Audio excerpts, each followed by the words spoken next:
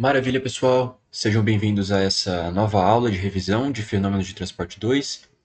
E a partir de agora a gente vai começar a tratar o tópico de formulação integral, tá?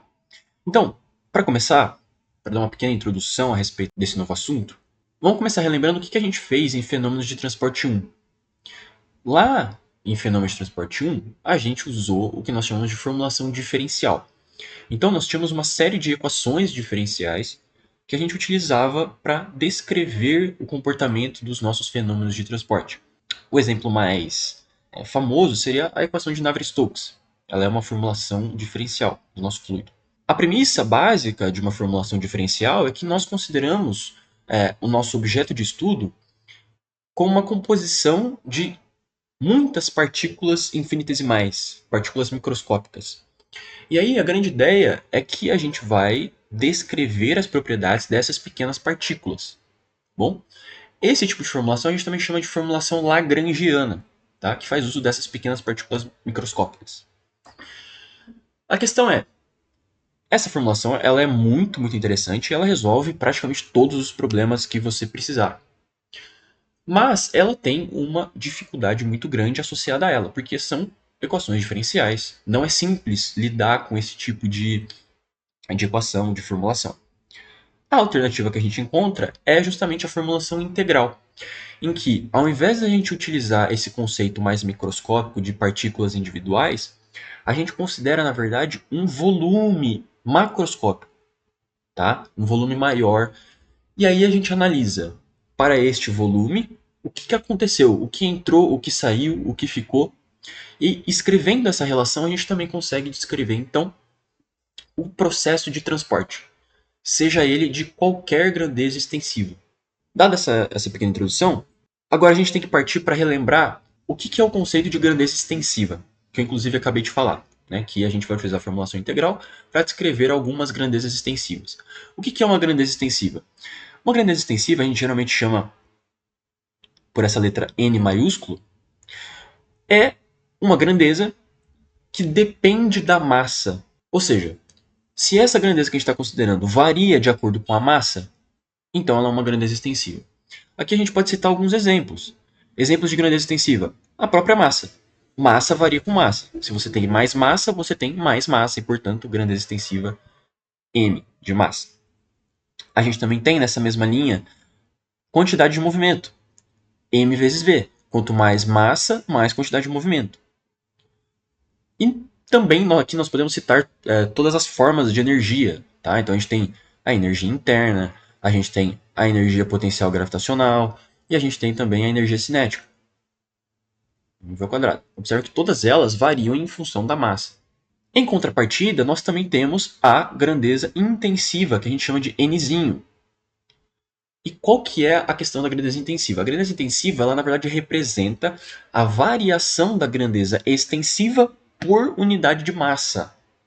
Tá? Então, como é que a gente escreve essa relação? A gente pode dizer que a grandeza intensiva é igual à grandeza extensiva por unidade de massa.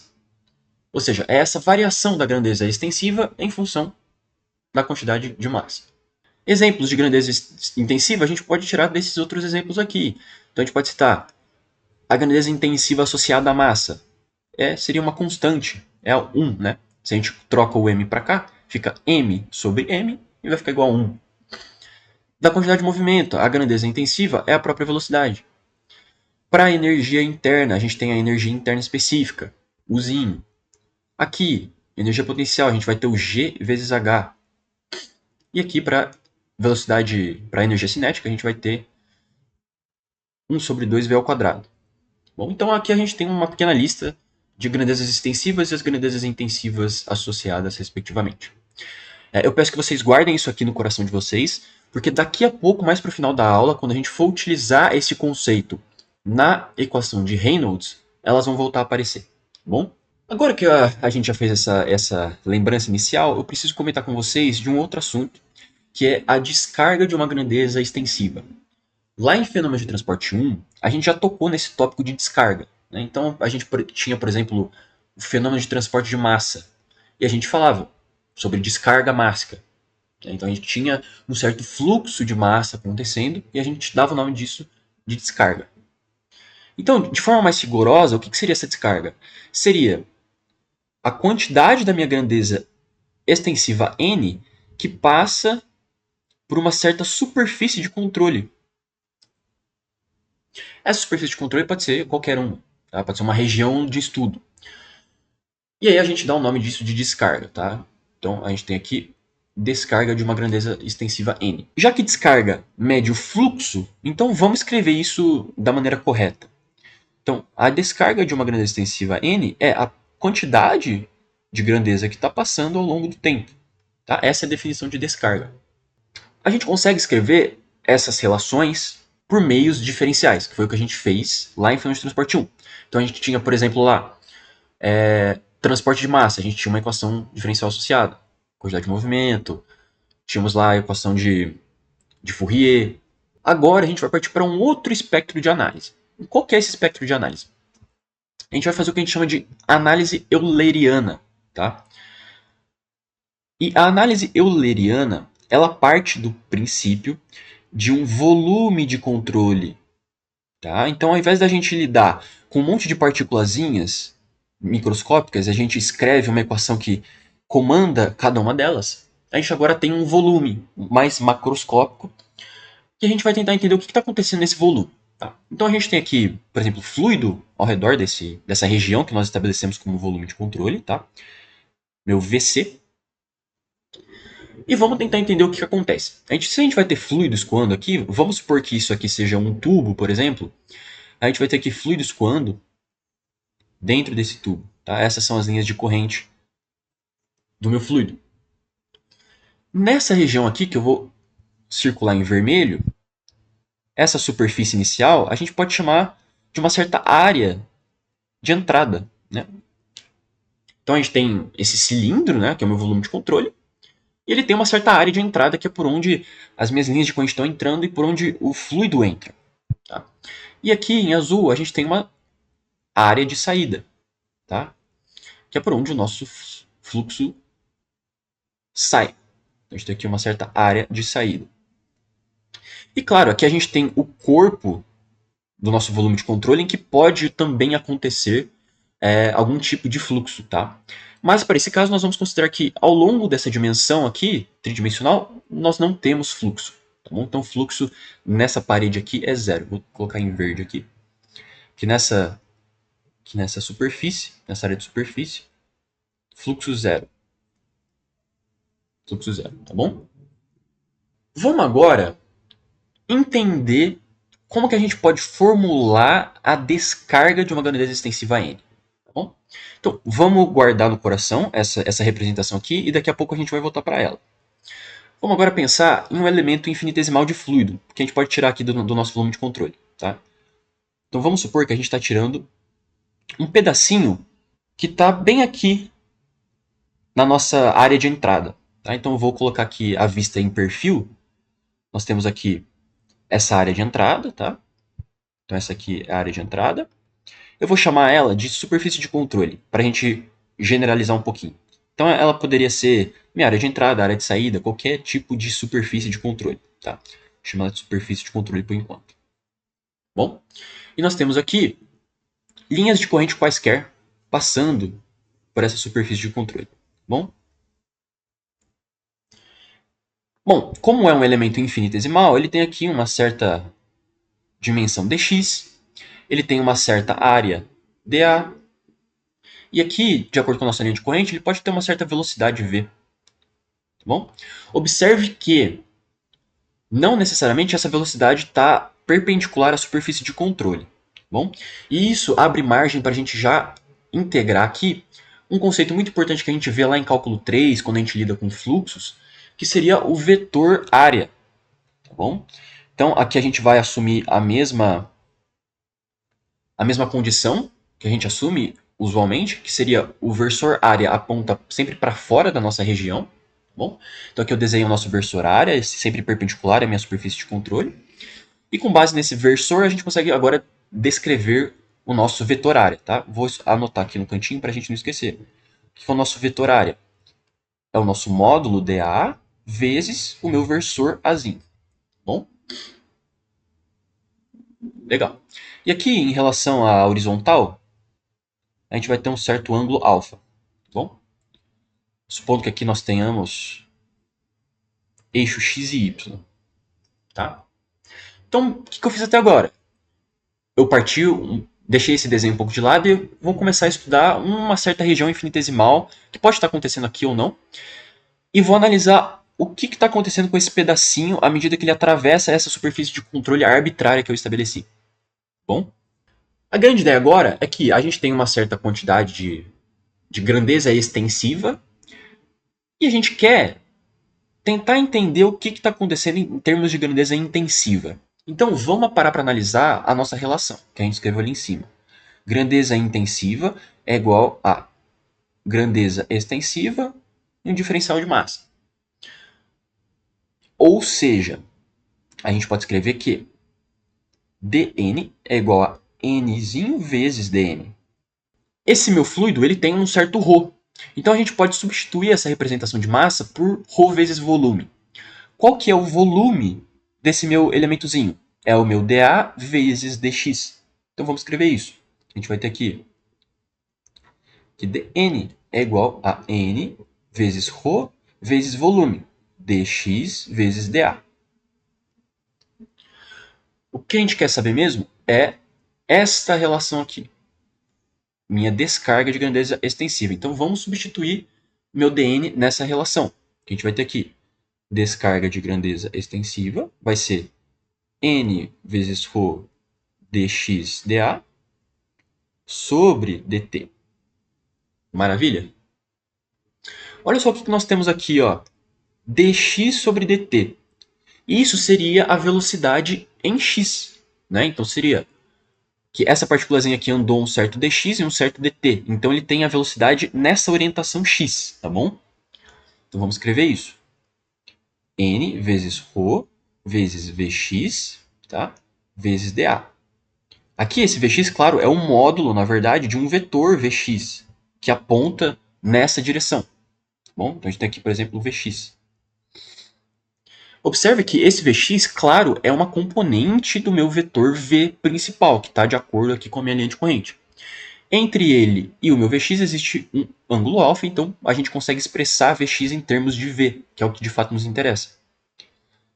N vezes ρ vezes o módulo de V vezes cosseno de alfa vezes dA. Mas lembra que esse dA que a gente está considerando aqui, ele na verdade faz parte de um vetor área, porque a gente está tratando de fluxo, não podemos esquecer isso. Então vamos substituir o nosso dA agora. Isso aqui vai ser igual a N vezes ρ vezes módulo de V vezes módulo do meu vetor área vezes cosseno. E olha só, galera. Vamos olhar com carinho essa relação aqui. Aqui a gente tem módulo do vetor e cosseno do ângulo. Isso aqui lembra muito a descrição de um produto escalar entre dois vetores. Vamos olhar com carinho o nosso desenho agora. O que a gente tem aqui? Aqui nós temos o nosso versor A apontando para fora. Aqui nós temos o nosso vetor V. Se a gente fosse calcular o produto escalar entre A e V, a gente utilizaria esse ângulo aqui. Né? A gente utilizar o cosseno desse ângulo beta.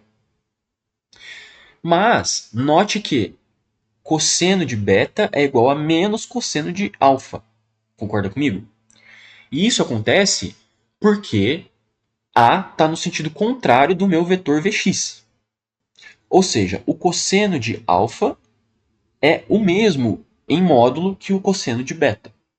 Se ao invés do meu fluxo estar direcionado para cá, ele tivesse direcionado para cá, o meu versor ia coincidir com esse meu sentido Vx, e aí nós teríamos um ângulo alfa a ser considerado. A depender de como nós orientamos o nosso versor normal, nós vamos ter um cosseno em módulo de mesmo valor, mas com sinais diferentes. Tá bom?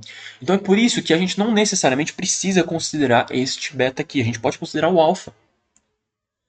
Mas nós iremos fazer essa análise de entender a orientação que o meu versor normal foi posicionado e que minha velocidade está posicionada. E a partir disso a gente consegue descobrir o sinal. Mas em termos de módulo, a gente pode sim considerar o cosseno de alfa. Tá bom? Então é por isso que a gente vai deixar esse cosseno de alfa aqui e considerar que isso daqui é sim o produto escalar entre V e dA. Tá bom? Mesmo que a rigor não seja um ângulo diferente. Mas a gente tem margem para interpretar esse versor normal, tá bom? Porque é só uma convenção. Ou seja, depois disso tudo a gente pode na verdade reescrever isso aqui como o produto escalar, vou até colocar entre parênteses para a gente não esquecer, entre V e dA. E aí, a depender de como nós posicionamos o nosso versor e de como está posicionado o nosso vetor velocidade, a gente consegue assumir que o sinal é positivo ou negativo. Ou seja, até agora, nós temos o seguinte: nós temos dN, eu até esqueci de colocar aqui, nós estamos agora tratando de um diferencial de descarga, né? Porque nós estamos tratando de uma parcela infinitesimal de fluxo. Então, é uma parcela infinitesimal de descarga. Então, nós temos dN vai ser igual a N vezes ρ vezes o produto escalar de V dA. Como eu tenho uma parcela infinitesimal, se eu quiser saber o todo, é só eu integrar em relação à minha superfície de análise, à minha área. Então, integrando isso aqui, nós vamos ter o quê? Que a descarga da minha grandeza extensiva N vai ser a integral dupla da minha superfície de controle, tá? Da minha área de análise, N vezes ρ vezes o produto escalar. Tá? Então aqui nós conseguimos demonstrar como que nós escrevemos a descarga de uma grandeza extensiva n em relação à minha grandeza intensiva nzinho. Vamos voltar para o nosso desenho, tendo essa relação de dn na cabeça. Vamos agora voltar para o nosso desenho inicial aqui em cima. Ó. Nós temos o nosso volume de controle com uma área de entrada e uma área de saída. O que acontece com a minha grandeza aqui dentro desse volume de controle? Nós temos, primeiro, uma parcela que vai entrar. Tá? Então, nós temos um fluxo de fluido que vai entrar para dentro do volume de controle. Nós temos um fluxo que vai sair do meu volume de controle. E nós temos uma pequena parcela também que vai permanecer.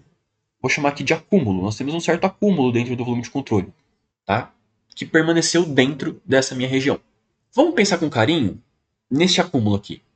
Tá? Nesse acúmulo, o que a gente tem que escrever? A gente quer saber a variação da grandeza extensiva dentro do meu volume de controle. Vamos repetir isso. Eu quero saber a minha variação da grandeza extensiva dentro do volume de controle. Ou seja, eu quero a minha descarga dentro do volume de controle. Como é que a gente calcula? De novo, usando até uma relação básica que nós já usamos, a quantidade de grandeza que nós temos dentro do volume de controle. Observe que agora nós estamos falando de um volume. Ou seja, nós temos a informação de volume. Nós podemos integrar, inclusive, em relação ao próprio volume. Aqui em cima a gente estabeleceu essa relaçãozinha aqui, ó. dN é igual a nzinho vezes dm. Vamos reescrever esse dm de novo em função de ρ e volume. Como é que fica? Nós temos aqui que esse dn vai ser nzinho vezes ρ vezes um certo volume. Agora a gente não precisa abrir em relação a uma certa área porque nós temos um volume de controle, tá bom? Repetindo, nós temos um volume de controle. Isso aqui, dt. Bom? Vou chamar aqui de d, tá? Isso aqui é d e n de volume de controle, é isso aqui. A gente vai ter d da integral tripla do meu volume de controle, n vezes ρ vezes d volume. Olha só. Pronto, assim a gente consegue descrever o que está acontecendo com a minha grandeza extensiva que permaneceu no volume de controle. Então, eu estou analisando como que a minha grandeza dentro do volume de controle varia ao longo do tempo, a minha descarga dentro do próprio volume de controle. Tá bom? Então vamos guardar com carinho essa expressão aqui. Agora que a gente já fez essa parte do acúmulo que nós já pensamos, ok? Vamos pensar agora em entrar e sair. Entrar e sair pressupõe área. Aqui nós delimitamos duas áreas, né? Uma área de entrada e uma área de saída. Só que agora nós já conseguimos demonstrar, por meio desse raciocínio todo aqui, como que a gente descreve a descarga de uma grandeza extensiva ao longo de uma certa superfície de controle. Então é só a gente escrever. O que a gente vai ter na área de entrada? A gente vai ter uma certa descarga de grandeza extensiva ao longo da minha área de entrada.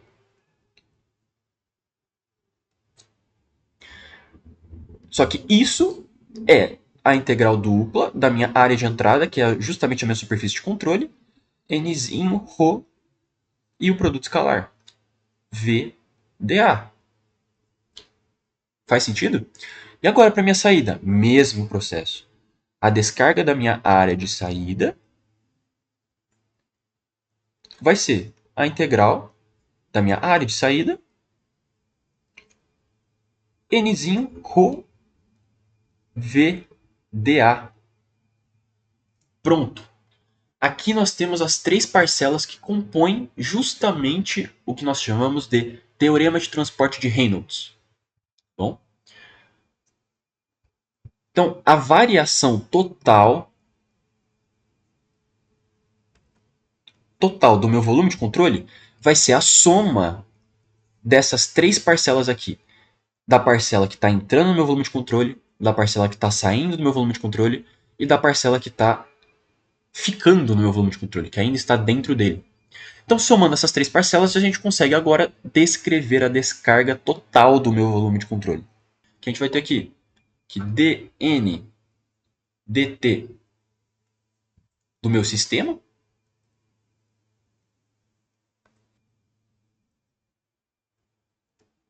é a integral tripla do meu volume de controle, n ρ de volume, mais essas duas parcelas.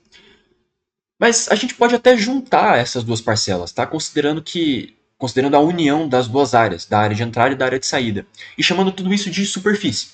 Então seria a integral dupla da minha superfície de controle, n vezes ρ vezes produto escalar. Bom? E aí, quando a gente for analisar os nossos problemas, tudo que a gente precisa fazer é abrir essa superfície de controle, considerando uma superfície de entrada e uma superfície de saída. E olha só que legal, lembra que a gente discutiu aqui em cima essa questão aqui do produto escalar e do cosseno do ângulo? Quando eu estiver considerando a minha área de entrada, o meu versor está apontando para fora e o meu vetor velocidade está apontando para dentro. Ou seja, existe um ângulo maior que 90 graus entre ele. Portanto, o cosseno vai ser negativo. Mas na minha área de saída, o meu versor está apontando para fora nesse sentido aqui, ó. Justamente no mesmo sentido que a minha velocidade está. Ou seja, o cosseno do ângulo entre eles vai ser positivo, menor que 90 graus. Então, essa conta toda, bem bonita, essa relação linda, a gente chama de teorema de Reynolds, ou teorema do transporte de Reynolds, tá bom? Teorema de Reynolds, vou chamar no curto aqui, teorema de Reynolds. Bom? E ela é uma relação bonita porque, na verdade, ela generaliza o processo de transporte para quaisquer grandezas extensivas. E aqui em cima a gente listou algumas muito importantes, que seria a massa, a quantidade de movimento e a energia. Se a gente substituir, então vamos lá, se a gente substituir massa, tá bom?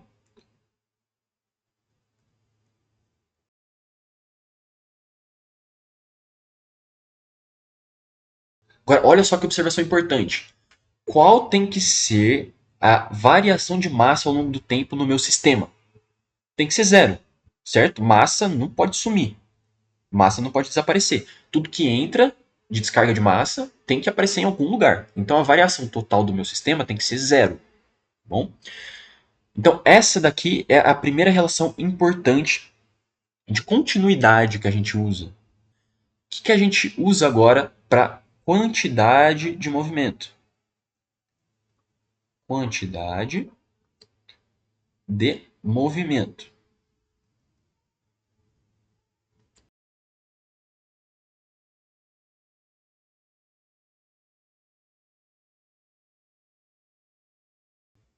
E aí o que acontece quando a gente substitui as energias? Né? É um processo um pouco mais complicado. Então vamos lá, energias. A gente pode dizer o seguinte: a energia total do meu sistema, que eu vou chamar de Ezão, é o quê? É o somatório da minha energia interna mais a minha energia gravitacional mais a minha energia cinética. Qual que é a grandeza intensiva associada a essa grandeza extensiva? Vou chamar aqui de Ezinho. Vai ser o meu U mais G vezes H mais 1 sobre 2V ao quadrado. Legal? Então vamos lá. A variação da minha grandeza extensiva é energia no tempo. Opa! O que é energia no tempo? É potência. Potência. Bom, então eu vou colocar aqui potência, P. Mas olha só, seguindo a primeira lei da termodinâmica, o que a primeira lei da termodinâmica fala? Que a variação da energia total do meu sistema no tempo é Q menos W. Este trabalho realizado aqui, ele na verdade pode ser substituído por aberto, na verdade substituído por outros dois trabalhos, que seria o trabalho das forças de pressão, já que a gente está considerando um fluido, mais o trabalho mecânico que foi realizado por algum tipo de dispositivo inserido no nosso meio. Ou seja, o que nós vamos ter aqui? Q menos trabalho de pressão mais trabalho mecânico.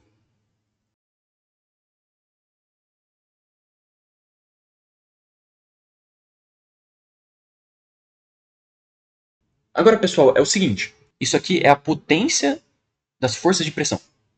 Como é que a gente descreve trabalho? Tá bem genericamente, ó, trabalho. Trabalho é força vezes deslocamento. Potência é trabalho dividido por tempo.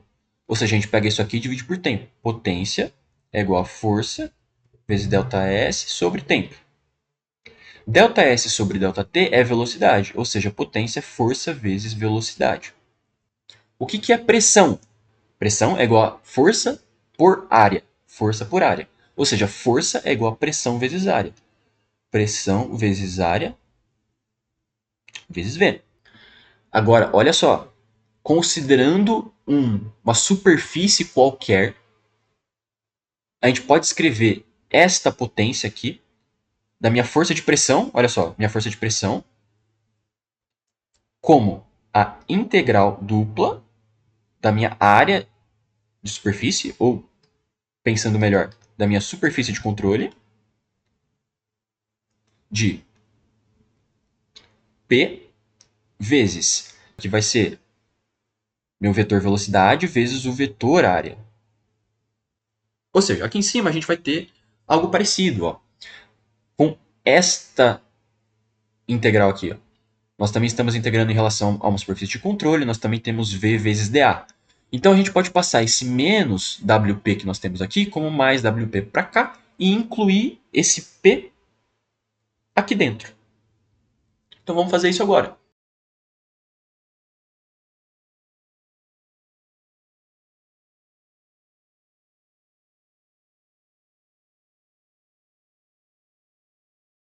Então essa daqui é outra expressão importantíssima que nós vamos utilizar o tempo todo resolvendo exercícios. Tá bom?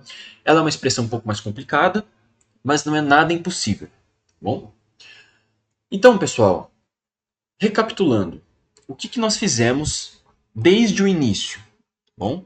Então, nós começamos tratando aqui de grandezas extensivas, grandezas intensivas, nós discutimos e relembramos o que são essas coisas. Lá em Fenômeno de Transporte 1, nós tínhamos uma representação diferencial, nós escrevemos um monte de equações diferenciais. E agora a gente está oferecendo, na verdade, um caminho alternativo, que seria a formulação integral. Como que funciona essa formulação integral? Nós temos um volume de controle macroscópico e nós analisamos os fluxos dentro deste volume de controle, considerando o fluxo de entrada, o fluxo de saída e o acúmulo. Ou seja, o que ficou aqui dentro, o que variou aqui dentro da minha região de estudo. Aqui nós desenvolvemos a demonstração do que seria a descarga de uma grandeza extensiva em relação a uma superfície de controle. Chegamos nessa equaçãozinha aqui, ó.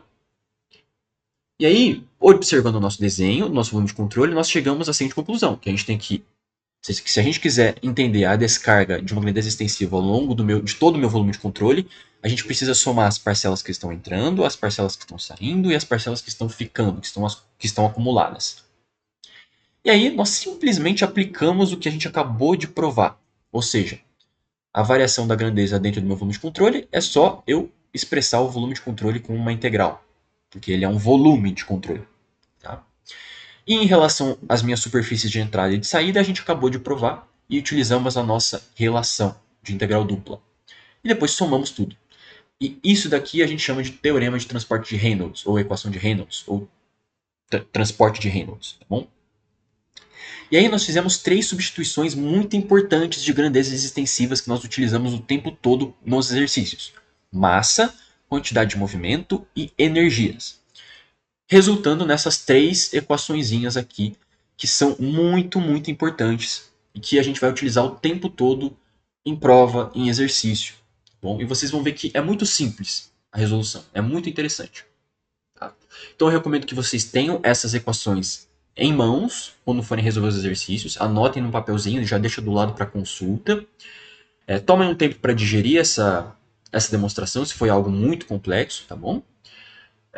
E pensem com carinho nessa questão de descarga e nessa questão de formulação integral. O principal não é entender a equação, ou não é entender a conta, é entender o conceito como um todo e depois conseguir aplicar isso onde for, tá bom?